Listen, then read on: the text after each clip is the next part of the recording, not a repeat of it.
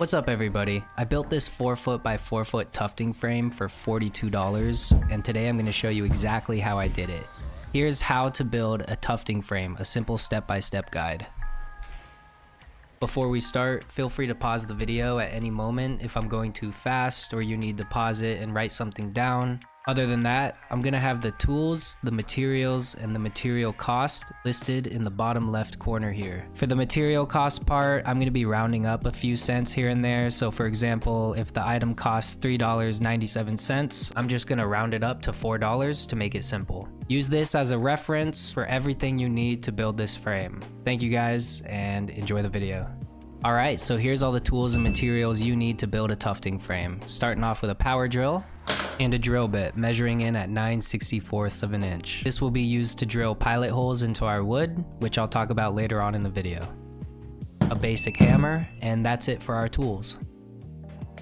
Next up, we're going to need some strong screws to hold our frame together, so in this case I'm using 3-inch exterior screws bought from Home Depot. And we're also going to need some basic screws, measuring in at 1 1/4 inch. Next up is 2-inch corner brackets. We're going to need 4 of these. These will be used to reinforce the frame so it's built to last.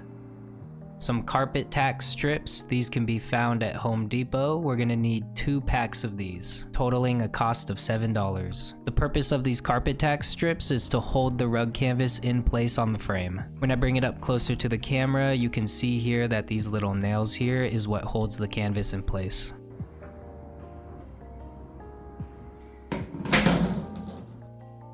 Last but not least, we're going to need the wood for the frame. So we're going to need 4 pieces of 2x4 lumber from Home Depot, 2 pieces measuring in at 51 inches, and 2 pieces measuring in at 54 inches. Not sure how many people know this, but you can actually get your wood cut at Home Depot, so it makes it really easy for you. So what I did was I bought 4 pieces of 96-inch lumber at $3.75, which totals $15. And I got 2 pieces cut into 51 inches and 2 pieces cut into 54 inches. So this frame is actually slightly bigger than 4 feet by 4 feet, but not by a large margin at all, and it's just easier to call it a 4x4 frame. Next up, we're going to assemble the shape of the frame on the ground so we can just get a rough shape going on.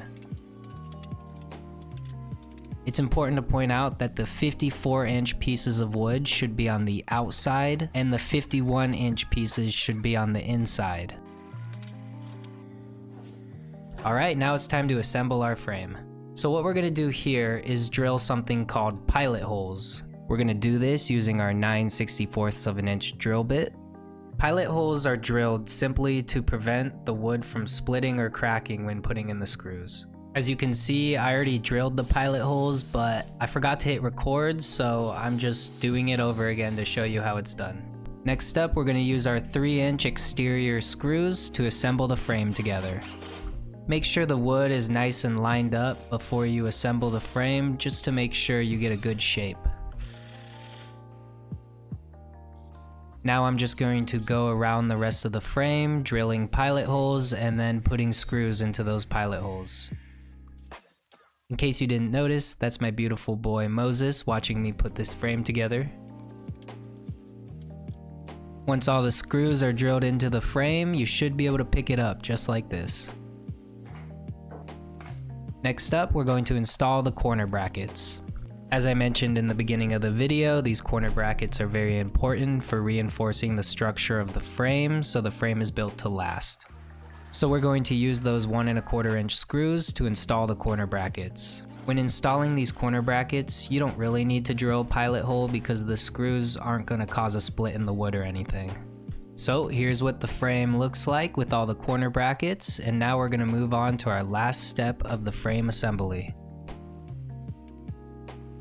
For the last step, we're going to grab our carpet tack strips, make sure that you have 2 packs of them. Get your hammer out because we're going to be hammering these nails into the wood. It's important to point out that this arrow right here should be pointing outward on the frame. Once again, just to emphasize, as you can see, the arrow is pointing outwards. Now we're gonna line up the carpet tack strips on the outer edge of the frame and just hammer the nails in. As you can see, the carpet tack strip isn't long enough to cover the whole part of it, so what we're gonna do is grab an extra one and roughly cut it down to size. The wood is very thin and easy to snap, so it should be easy to get the wood to the size that you need.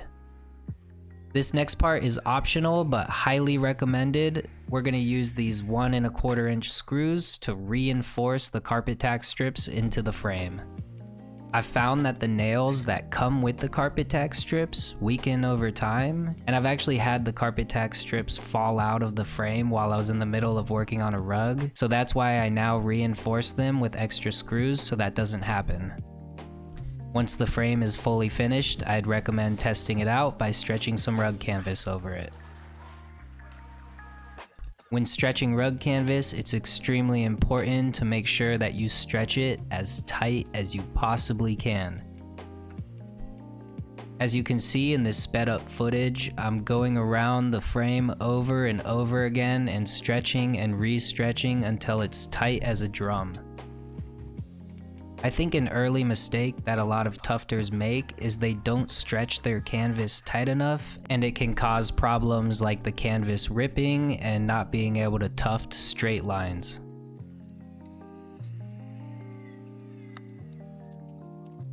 Once the canvas is stretched tight as a drum, use some scissors to cut off any extra.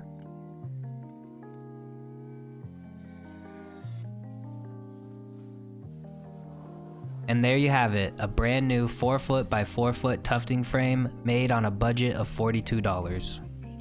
Just to emphasize one more time how tight the canvas is stretched, I'm going to show you the sound it makes when I flick it. Thank you guys for watching, and feel free to like, comment, and subscribe if you found this video helpful. Until next time, peace!